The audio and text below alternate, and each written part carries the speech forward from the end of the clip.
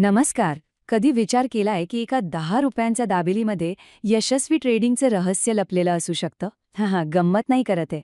आज आपण एका अशा ट्रेडरची गोष्ट पाहणार आहोत, ज्याला एका अगदी सामान्य स्नॅकने ट्रेडिंगमधल्या सर्वात मोठ्या लढाईबद्दल, म्हणजेच आपल्या मनासोबतच्या लढाईबद्दल एक खूप मोठा धडा शिकवला.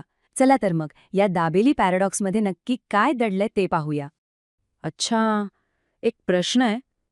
ट्रेडिंग करताना आपला सगळ्यात मोठा शत्रू कोण असतो? एखादा इंडिकेटर, चुकीची स्ट्रॅटेजी की मार्केट स्वतः? खरं तर याचं उत्तर आपल्याला कदाचित आश्चर्यचकित करू शकतं. खरा शत्रू चार्टवर किंवा मार्केटच्या ट्रेंडमध्ये नाहीये, तो आपल्याच डोक्यात आहे. हो, ट्रेडिंगमधली खरी लढाई ही आपल्या भावना आणि आपल्या मानसिकतेशी असते. आणि हेच सत्य उलगडण्यासाठी चला भेटूया आपल्या आजच्या कथेच्या नायकाला. ही गोष्ट आहे राहुल नावाच्या एका तरुण ट्रेडरची. त्याच्या आयुष्यातल्या एका अगदी साध्या क्षणाने त्याला ट्रेडिंगबद्दल एक असाधारण सत्य कसं उलगडून दाखवलं ते आता आपण पाहणार आहोत.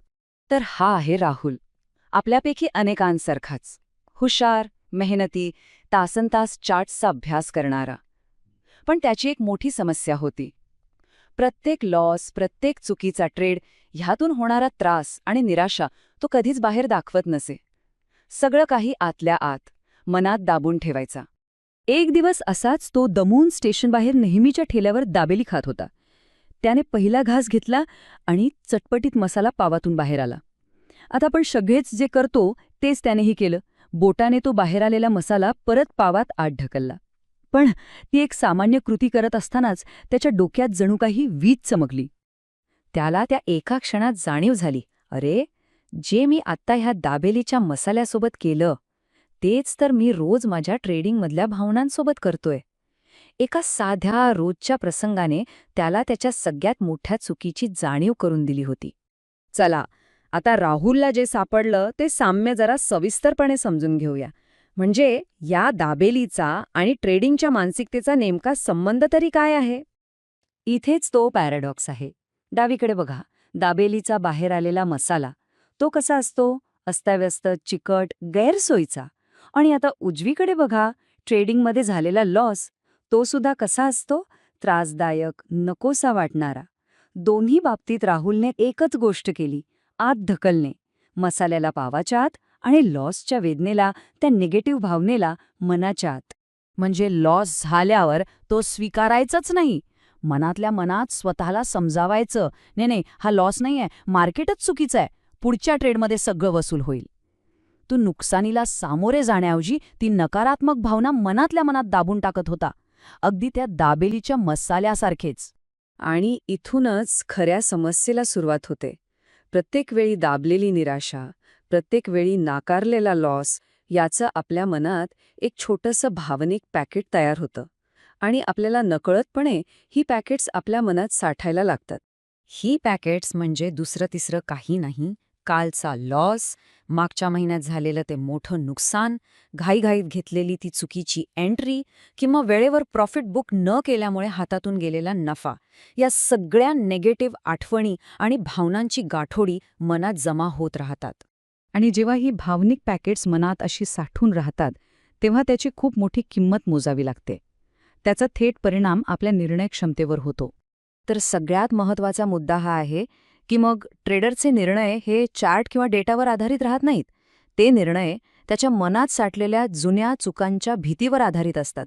म्हणजे भूतकाळ वर्तमान काळावर पूर्णपणे नियंत्रण मिळवतो. उदाहरणार्थ, जेव्हा एखादा परफेक्ट सेटअप समोर येतो तेव्हा मनात हीच भीती डोकावते, अरे यार, परत लॉस झाला तर. मागच्या लॉसची आठवण येते आणि चांगला ट्रेड घेण्याचं धाडस होत नाही. आणि डोळ्यासमोरून एक चांगली संधी निघून जाते. आणि याच्या अगदी उलटही होतं. मागचा लॉस भरून काढायचाच आहे या एका हट्टापायी ट्रेडर चुकीच्या ठिकाणी, सेटअप नसतानाही ट्रेड घेतो. यालाच रिव्हेंज ट्रेडिंग म्हणतात. आणि याचा शेवट नेहमी मोठ्या नुकसानीतच होतो. जेव्हा राहुलला आपल्या या दाबेली पॅराडॉक्सची जाणीव झाली, तेव्हा त्याने ठरवलं की आता बस. आता भावनांना दाबायचं नाही, तर त्यांना समजून घ्यायचं. आणि त्याने या भावनिक पॅकेट्सना मोकळं करण्याचा एक साधा पण अत्यंत प्रभावी मार्ग शोधून काढला. त्याने एक ट्रेडिंग जर्नल लिहायला सुरुवात केली. आता ट्रेडिंग जर्नल म्हणजे काय, तर काही अवघड गोष्ट नाहीये. प्रत्येक ट्रेडनंतर आपल्या भावना, आपले विचार आणि आपल्या चुका मनातल्या मनात दाबून न ठेवता त्यांना कागदावर उतरवणे. जेव्हा आपण लिहितो तेव्हा आपण त्या भावनेपासून थोडे दूर होतो आणि तिचं विश्लेषण करू शकतो. मनात पॅकेट्स तयार करण्याऐवजी त्यांना मोकळं करण्याची ही एक खूप शक्तिशाली प्रक्रिया आहे. आणि ह्या एका साध्या सवयीमुळे काय बदल झाला ते बघा.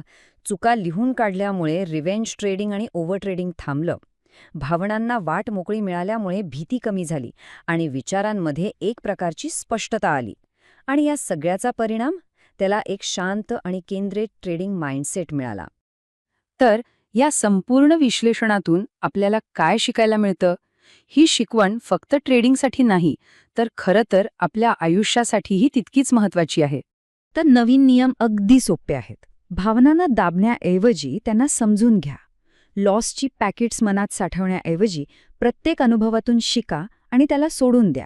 दाबेलीच्या मसाल्याप्रमाणे भावनांना आत ढकलून देऊ नका, तर ट्रेडिंग जर्नलच्या मदतीने त्यांना बाहेर काढा आणि त्यांचं विश्लेषण करा. आता जाता जाता फक्त एक प्रश्न, थोडा विचार करा. आपल्या ट्रेडिंगमध्ये असा कोणता दाबेली मसाला आहे? अशी कोणती भावना किंवा कोणता लॉस आहे जो आपण स्वीकारण्याऐवजी मनात दाबून ठेवत आहोत? त्याचं उत्तर शोधणं हीच एका शांत आणि यशस्वी ट्रेडिंग माइंडसेटची पहिली पायरी आहे.